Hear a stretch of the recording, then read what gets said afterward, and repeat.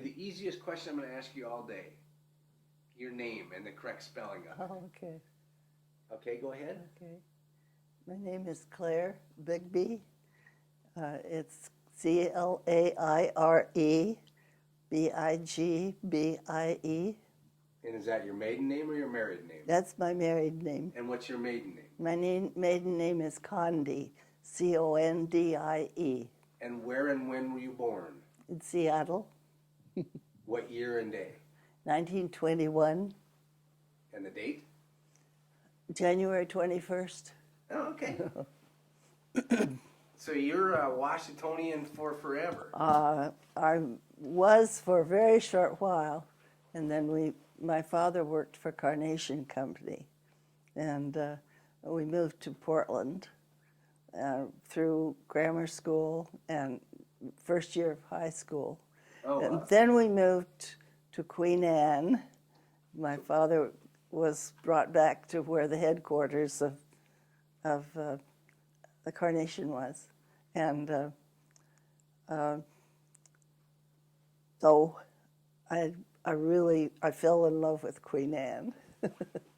just always think of it. I'm a member of the Alumni Association of Queen Anne now. So. Wow. Do you remember as a girl growing up what you wanted to be? What I wanted to be, probably a writer. That was first. Was that Probably. Was that a realistic dream that time of for a girl to be a writer? Yes. Okay. Because I know that there were a certain era where, women... Well, I didn't understand what it meant at all, of course. I didn't understand the whole picture of journalism as such. But that's what I went ahead and studied at the university.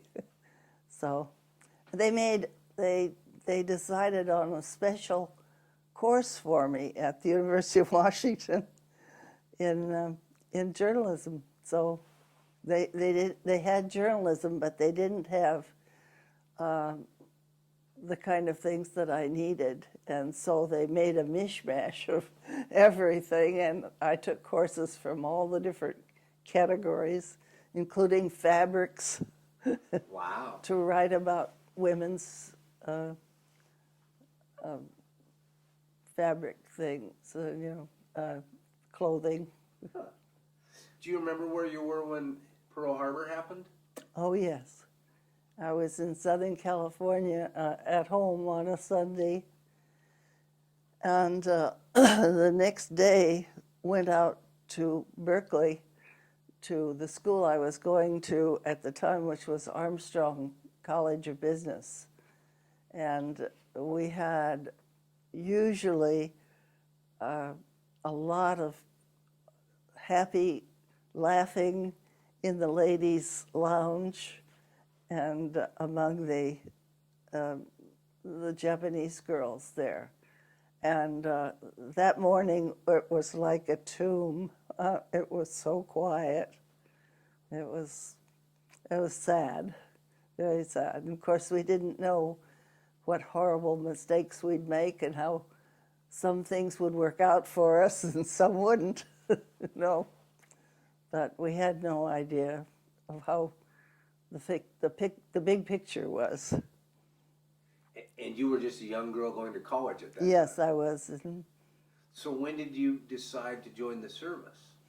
Well, I went, my mother was an avid reader of things that might pertain to her daughter. And she said, well, there's a wonderful job downtown that sounds like you. So I had just written a resume for my class, and I put on a big brown hat, went down to the company and talked with this great man who took an instant approval of me. I don't know whether liking or not, but over the older ladies who were there. And I got the job, and then I went back to school, and I turned the report in, and she said, "Oh, this is way too long. Nobody would ever read through that." And I had to laugh because I said, "Well, a very nice man did read through it and hired me." So And what was that job? that was in advertising. I was head copywriter for the 6 Bruner's stores in Oakland. Oakland was the headquarters. There was a cousin of Bruner who started one in San Francisco, in case that's confusing, because he started a Bruner's in San Francisco, which was just his own and not associated with the others. But now, due to the problems that arose in Oakland after the war, it wasn't possible to keep the store open. It was a real mess. They had hired so many people so quickly, and the town was kind of overrun, and Buner's there closed. But anyhow, at that time, my mother was still reading, and she read that they were looking for officers for the Navy, and asked if I'd like to go over to San Francisco and apply there. Well, I did, and most of the people were teachers who were applying.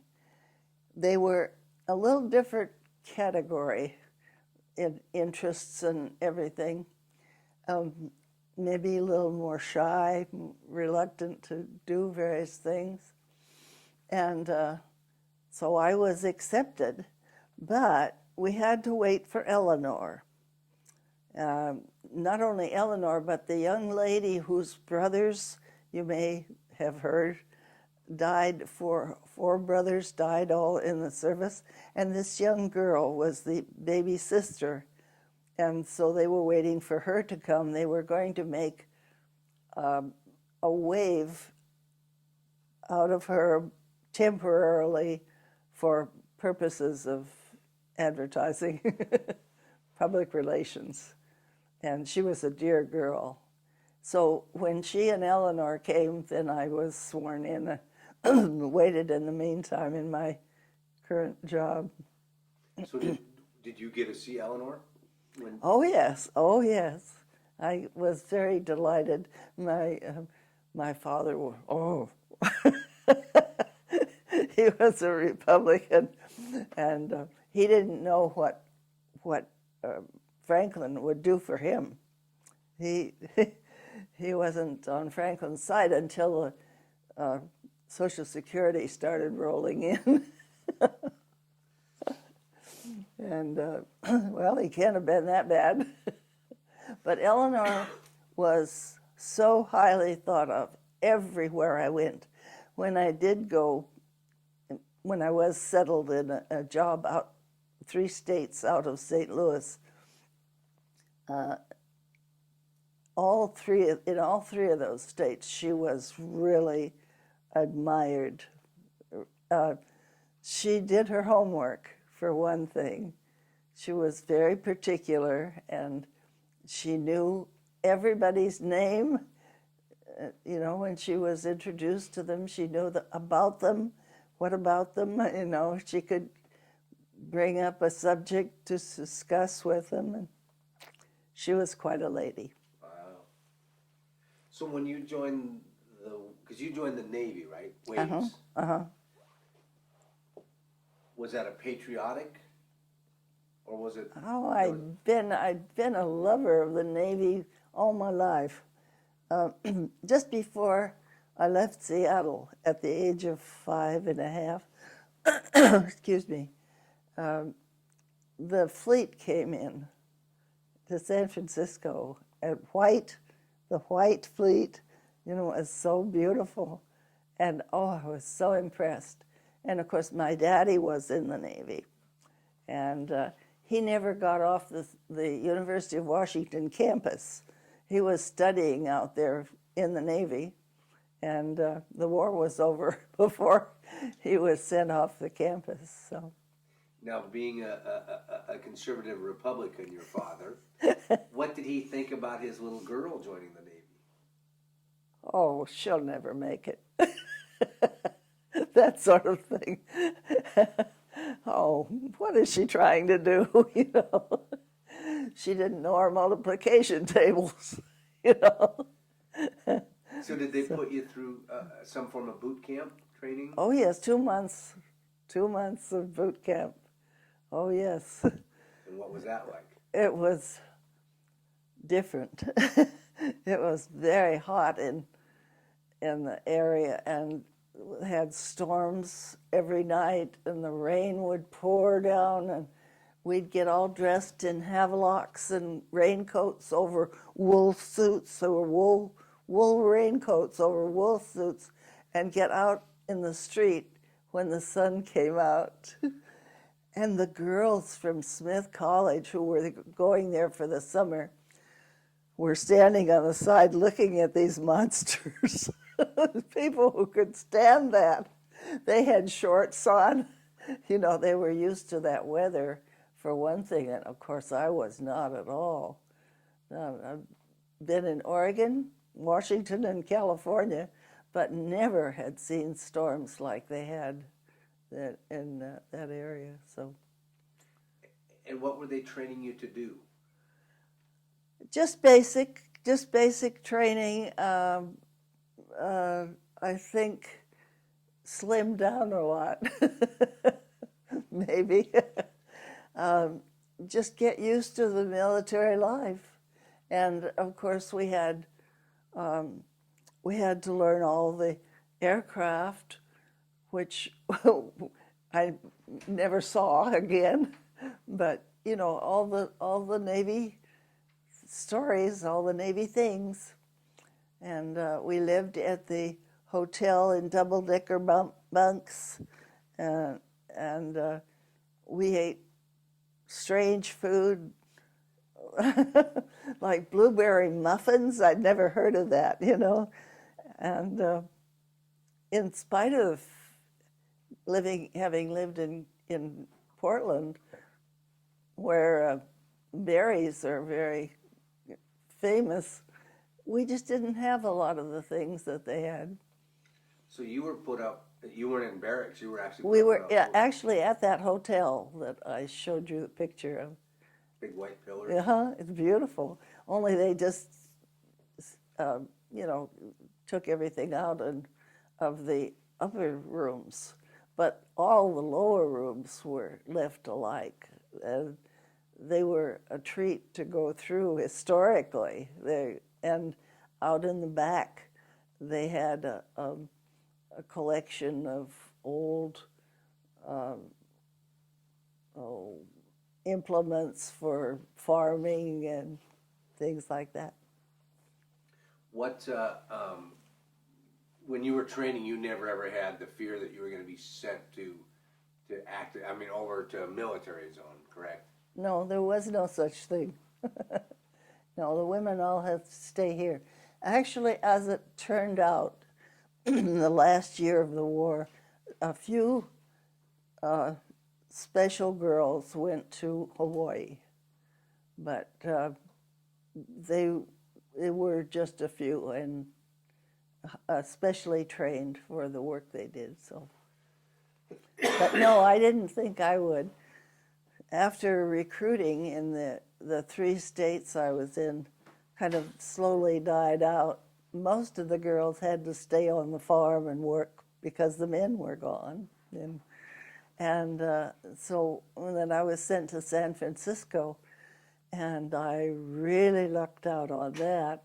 I was the last one of 8 girls who were billeted, I guess you'd call it, at this estate on Nob Hill, beautiful mansion on Nob Hill, which was Mrs. Warden, was the social arbiter of San Francisco, and she had just passed away and left everything in her 5th floor apartment of her home.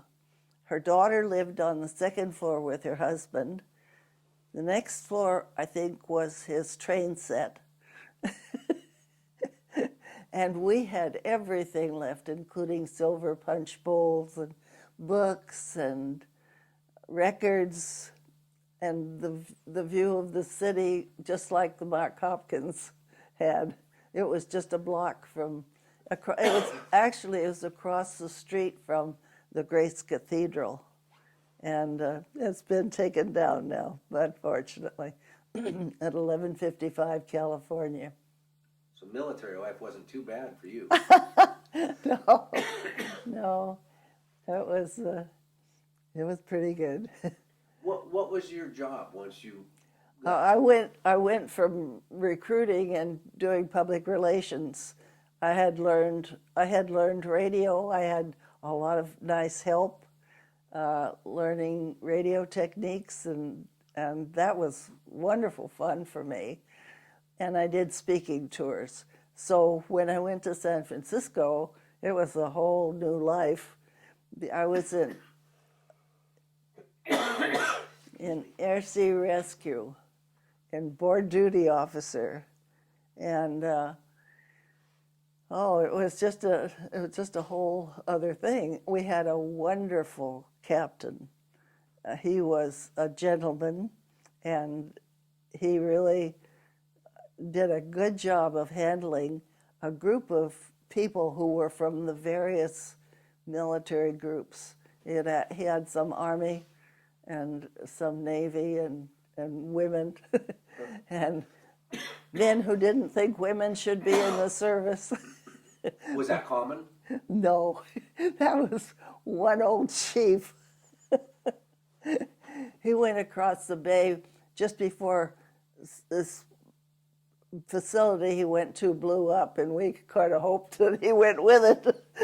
But he really didn't think women should be. No, most of the men were wonderful. They were. The funniest thing was the sailors who had just come in from sea, and they say, "Good afternoon, miss, ma'am, or sir," whatever. But everybody was very good to us. At night when I was on watch at that facility, and I did 2 or gosh, I don't remember whether it's 3 days now on, and then 2 days on the next watch, and then 2 days on the next watch, and then 2 days off.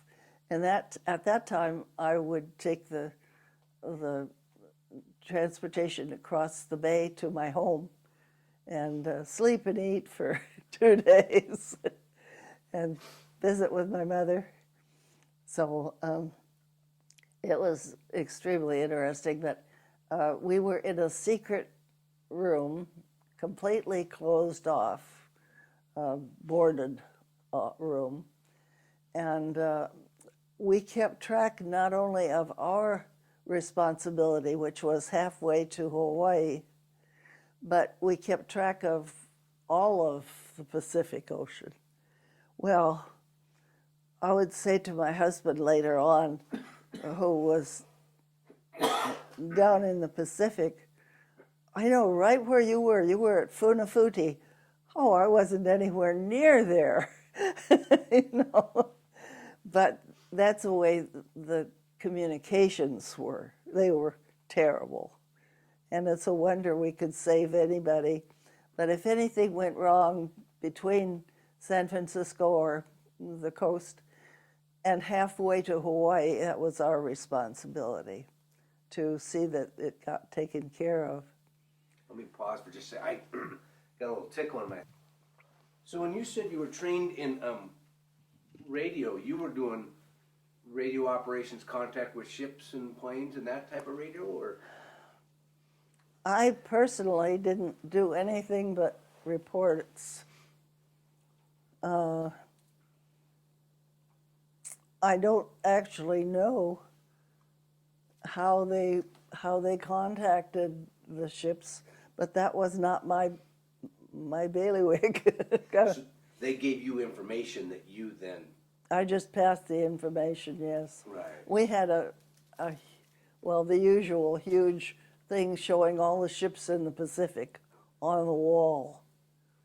And as I say, they may or may not have been there.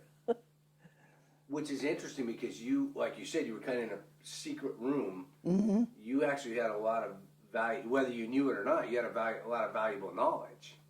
Yes. I mean, because if Yes, I couldn't share that with anybody, with my family or anybody. I could talk with my husband after I was married about it, but he knew more about it than I did. What was your rank? I was an ensign when I went there, and I became a lieutenant JG. And JG? Junior grade. Junior grade. Yes, and my husband was a captain in the Army, and when I met him, and he loved calling up and saying, "This is Captain Bigbie. I'd like to speak with Claire Condé." And they say, "Yes, sir," thinking he was a Navy captain. And then they all got to know him, and they said, "Oh." That he also rose in rank after that, but at the time he was the youngest transport commander in the country. He had, oh dear, you poor man. Sorry. Allergies are just killing me. So, when did you meet your husband? When I was resting at home at 1155 California. That was my at-home away from home. And a lady from Treasure Island, who was a wave officer, came over. I hadn't ever met her before, and she was recruiting someone to go to a dance with her. And I said, "No, thank you." And she went around, and there was nobody else there because it was the middle of the afternoon, and I was off duty. And she said, "Well, this is an afternoon, it's just a tea dance." And I said, "Oh, yes," and all the ladies from San Francisco are all dressed to the nines, and I have my one suit. But I said, "Look on the shelf there. Those are all the guys I'm writing to right now." And I said, "I don't need another guy to write to." So she went away. She came back. She said, "You have to go with me. I have to meet somebody. I want to meet somebody." Well, it was only across the street to the hotel. And so we finally went. We walked in the door. Immediately she met this man she knew from her hometown who was married, and a friend of hers, married to a friend of hers, and he was with Douglas. And so I was the one who met someone. And Douglas was unlike anyone I had ever met, being from Virginia, being a VMI man, and entirely different from anything I'd ever met on the West Coast. So he was a gentleman who would seat you rather than pull a chair out from under you. So, well. But he was Army. He was what? Army. He was in the Army, yes. And he had a black patch over one eye. He had been to the eye doctor, so he called me his seeing eye blonde. And oh, now you're going into too many stories. So where had he been stationed, or where was he had just been sent out and was the transport commander of the Nordam, beautiful ship. He had the Lanai suite on the Nordam, and when I went out the next day, I was invited for lunch on board the Nordam. The chef made a complete gorgeous dinner with little steaks and the ice dessert, you know. Anyway, it was wonderful, and all the guys scowled at me and said, "You be good to this guy because he's really special." And I thought, gosh, they're really like little mother hens, you know. They were really interested in. So that was my first time out on like that. And he said, "Oh yes, you can go on any ship anytime you want to." I said, "I can?" He said, "Well, Army girls couldn't do that. Navy enlisted girls couldn't do that. Girls who weren't in the service couldn't do that. But Navy officers can go on board any ship anytime they want." My goodness. But anyway, it was a wonderful experience, and I saw that this gentleman had spent 3 years creating a ship model, which I still have in my apartment. It's the joy of my life. And we had a very pleasant time together. He was very, very proper, very proper, and went over to my parents' home across the bay, and my dad's ears turned pink, and I thought, oh, he likes them. He says, "Well, this one's a man." Not all those little boys you've been bringing home. So anyway, he came and went, and I told him, I said, "You have to write every day." "Oh, well, all right." And he wrote every day, bundled up the letters, and when he had a chance, he'd ship them off.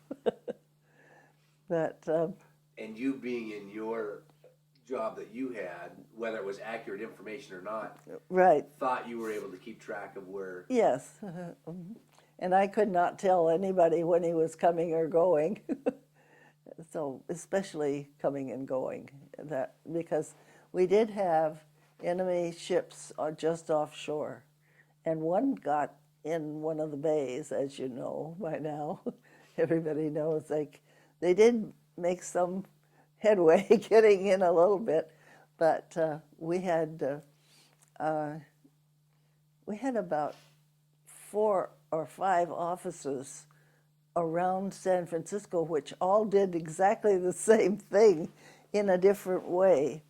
And one of them took care of the blimps going in and out and so forth.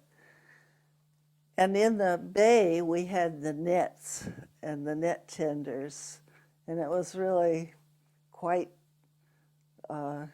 well managed by a lot of different groups. But my husband came and went, and the letters also, and then, then what? It's interesting because you said as a with your rank you could have gone on any ship you wanted to. Were ranked women treated equally to ranked men? I mean, or was there discrimination back then? Because this was kind of new having. No, they weren't really treated the same. They were treated as ranked women. No, we had entirely different jobs. No, when, oh dear, what's her name is coming tomorrow. The ladies is coming tomorrow, or another day, the one who was ill today. Marie. Marie. Yeah. Marie will tell you an entirely different world, different story entirely of participation in the service.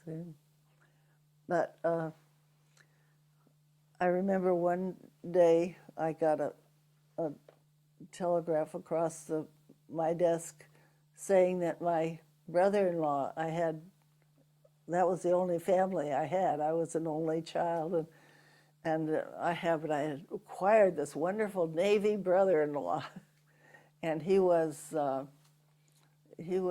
on an aircraft carrier off Japan. And the ship had been hit by kamikaze planes, and this was terrible news. It turned out that my brother-in-law, who I should have known had I known him better, he was downstairs watching a movie, down below watching a movie, and didn't even get a repercussion from this.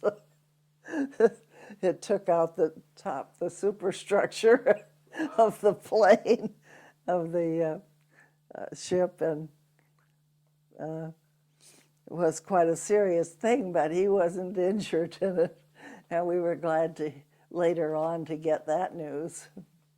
Now, in your pictures, you have pictures of, I'm trying to think of the vessel. There's abbreviation. The LST. LST, yeah. Mm-hmm.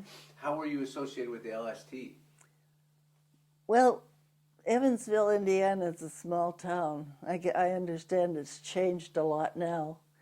But I lived in the hotel, which was right on the waterfront there, by myself. And in their little place downstairs in the hotel, they had evening get-togethers with all the people who were in the service. I mean, they all came there eventually, and I met the skipper of the LST, who was very enamored, I guess. I don't know, but I was not. He was a little older, and as I figured, he was married. And I wasn't interested in him, but he was very, very courteous, and of course the Navy people who were important in the shipyard knew we were there. This other girl who was living with a family whose daughter had gone in the service, and so they were interested in publicity, you know, and having the two of us there to christen the ship was interesting. That's how I met them, and in the evenings when the fellows would come down to the hotel. So you went down in uniform to... Yes. Yeah. I did everything in uniform. How important were women during World War II? I was so isolated among Navy girls, I had no idea what other girls were doing. I really, honestly didn't. The only thing is, the only thing I thought about women was when the colored girls came to apply in St. Louis. They all seemed so nice, so pleasant, and so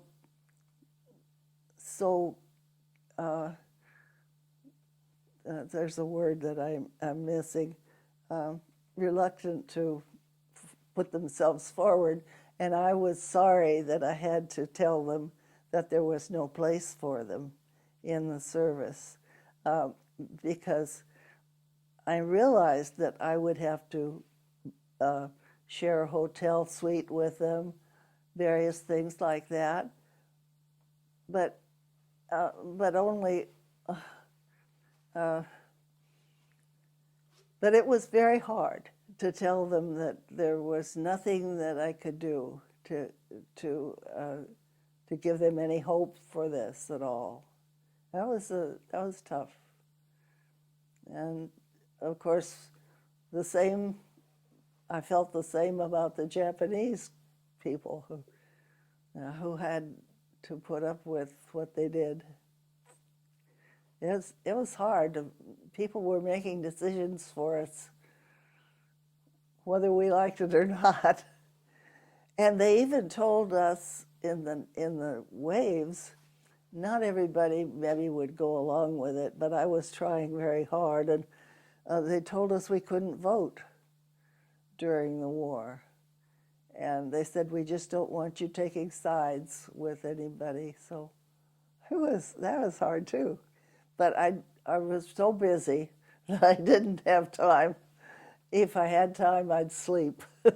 So they were telling the women they couldn't vote, or were they telling everybody? Just the women? I don't know about anybody else.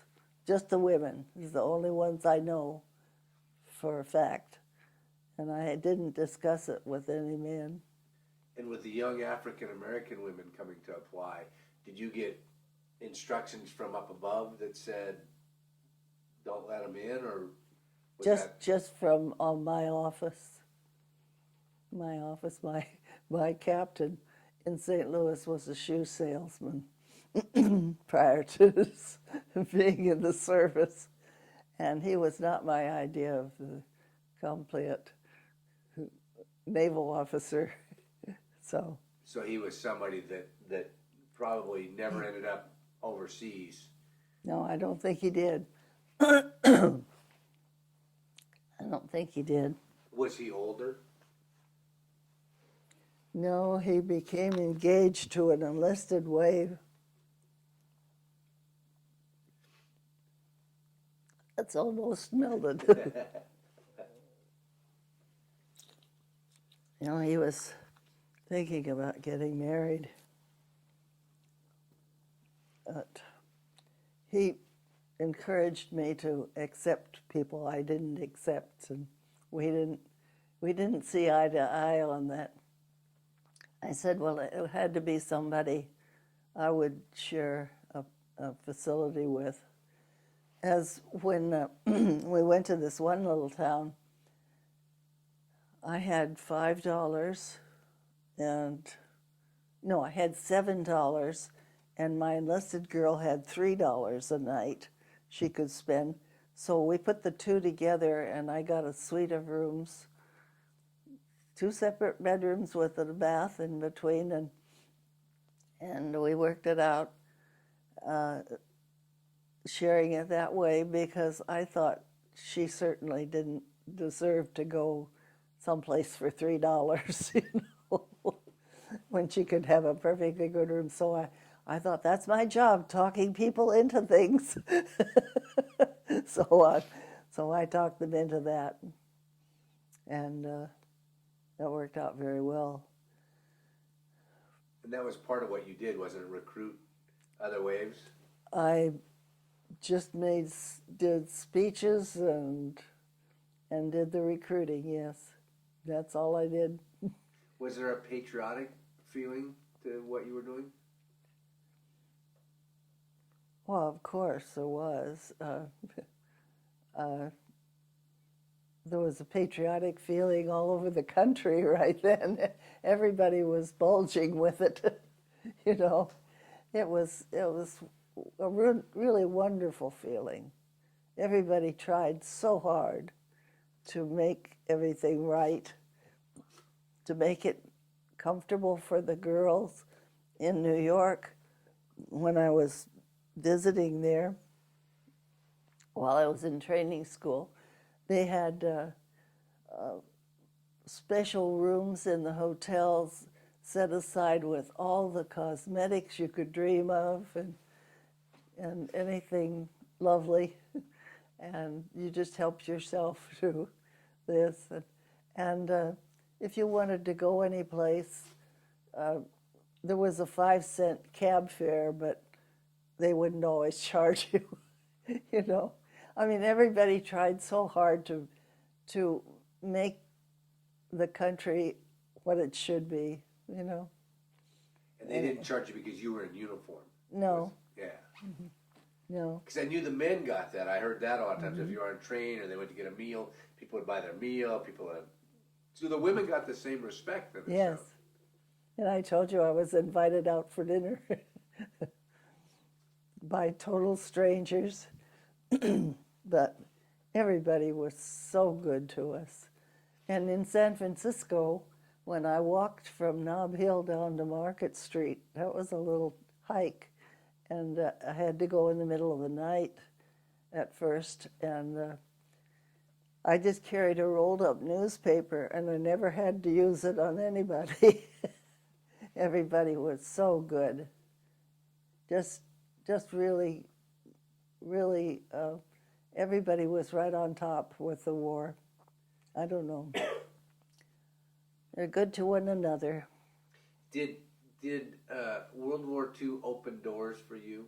I mean, after, as a woman, do you think it changed your life? Or? Oh, well, the experience right now, I'm sitting here with the light on me. You're opening doors for me. No, I don't think it made that much difference, but as I liked my job that I had, but it did expand my horizons a lot. And I had never traveled back east. Oh, I'd always wanted to. and I got the kind of travel that I couldn't have had.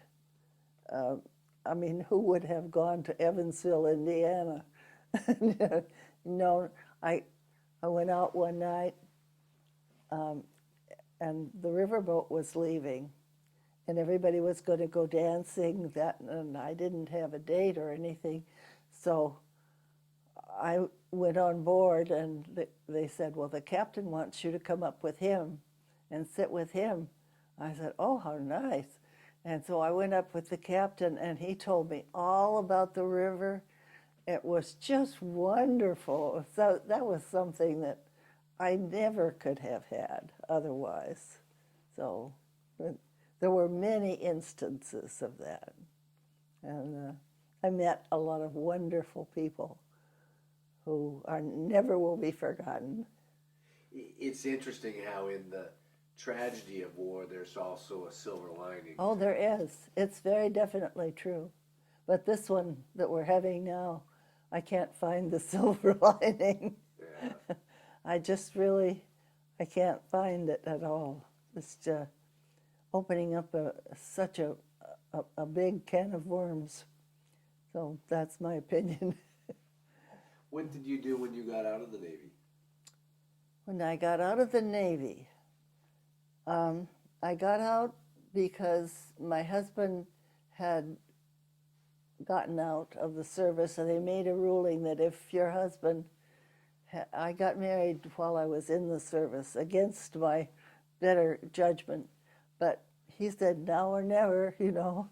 So, but he was a graduate of VMI and then had been to Yale Graduate School and had been in the Army for about 7 or 8 years, and so he could get out on many, many points.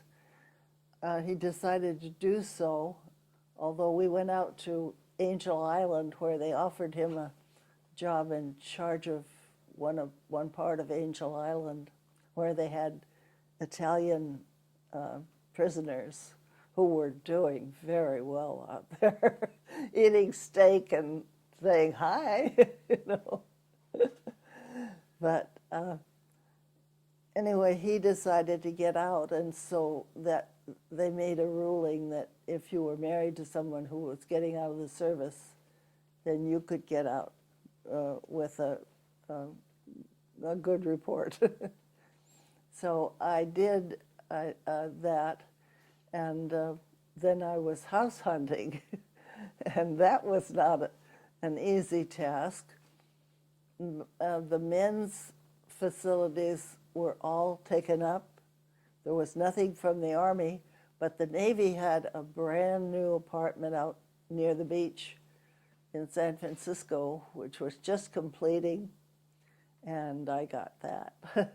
So I was still in the Navy at that time. And afterwards, my husband had to go back to New York to sign out from the place where he went in, which was Queens, I believe. And so we went, that was a year later, a year after we'd been married. So I've been married for a year. And so we went back east and met his family for the first time. And when went from New York down to Virginia to their home. And then we came back to San Francisco, and I had a job that was promised to me, just like on a silver platter, for an editor in San Francisco. And I sounded like just the type of thing I'd like to do. So I kept putting it off until I went to the doctor one day and said, I don't feel well enough to go for my interview. And he says, well, you have 9 months flu. So somewhere between Virginia and California, I acquired the flu. And so I spent the time walking and trying to get enough nourishment with my stamps. As I told you, we still had stamps. It was right at the end of the war. And so I lived on lettuce and tomatoes and had a very wonderful son named Scott. And he is president of Triad Associates here in Seattle, Bellevue, Wow. Kirkland. For 30 years, he's been president of Triad, and it's a land planning company. The joy of my life. Now you said one thing about you got married. Let's see, I'm trying to think of the exact words you used, and I won't get them We got exact. married in 1944. But you said something about against your better judgment, you got married while you were still in the service. Yes, I was still in the service. Why was that against your better judgment? Well, because his ship was going out in the wild of the Pacific Ocean with one little gun up on the bow, absolutely just a sitting duck. And I didn't want to be an instant widow. I thought it was very complicated, especially with a family I didn't know. Too much complication. I didn't want to be left with the situation at all. But he was shipping off and Coming back, yeah. So did you just go down to the courthouse, or where did you get married? No, we had a beautiful wedding at the First Presbyterian Church on Van Ness Avenue in San Francisco in the Children's Chapel, which was built just like a little church on the side of the regular chapel. But his parents weren't there. No, they weren't invited. I couldn't call and say, Doug's ship is coming in, you have to come for the wedding. I didn't think about that. So you had to squeeze it in between. I knew that he was coming in, and my hairdresser knew. That's my one secret. My hairdresser knew. She knew I was getting married, but she didn't know where about his job that much. But I was going to tell you, all the girls from my house, the other waves who lived at my house, said they wanted to come to the wedding, so I said fine, and it was great that they could come, and my mother and father and my dearest oldest friend, who was living in San Francisco at the time, and she was my maid of honor,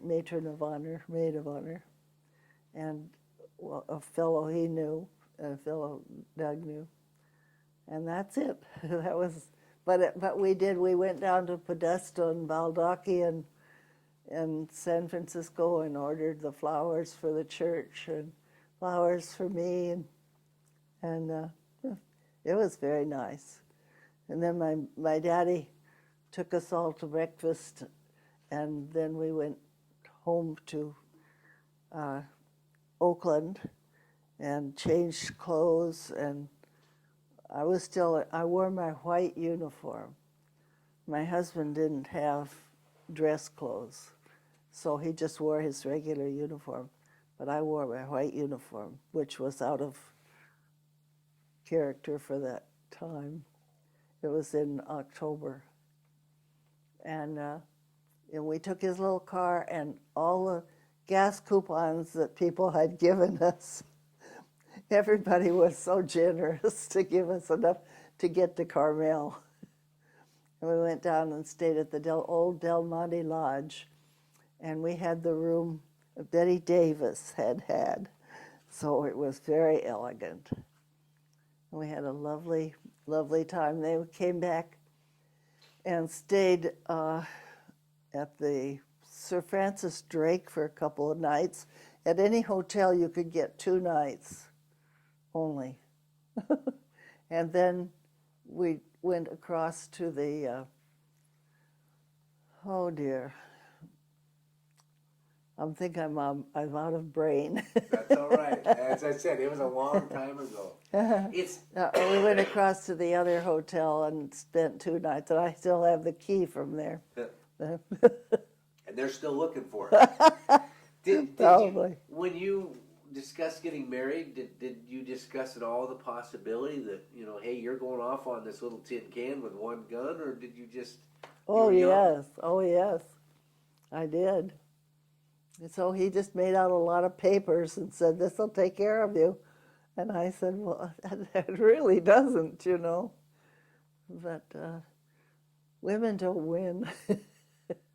Not with somebody who's had training at VMI. He knew how to be in charge. Well, I knew some women got married before their husbands sailed off, and as sad as it was, because they were hoping that maybe their husband wouldn't come back. There was like $10,000. It was just a 50-50 chance that ship wouldn't get hit. But this was toward the end of the war, and we did seem to be making progress. We did seem to be winning enough so that this wasn't really as bad as it had been, and certainly not as bad as it was on the Atlantic, because they lost so many ships. And of course, the Nordholm is a gorgeous prize. But it was an interesting experience. So I spent time while he was gone moving into our new apartment and furnishing it from the store where I had worked before, Bruner's. Give them a plug.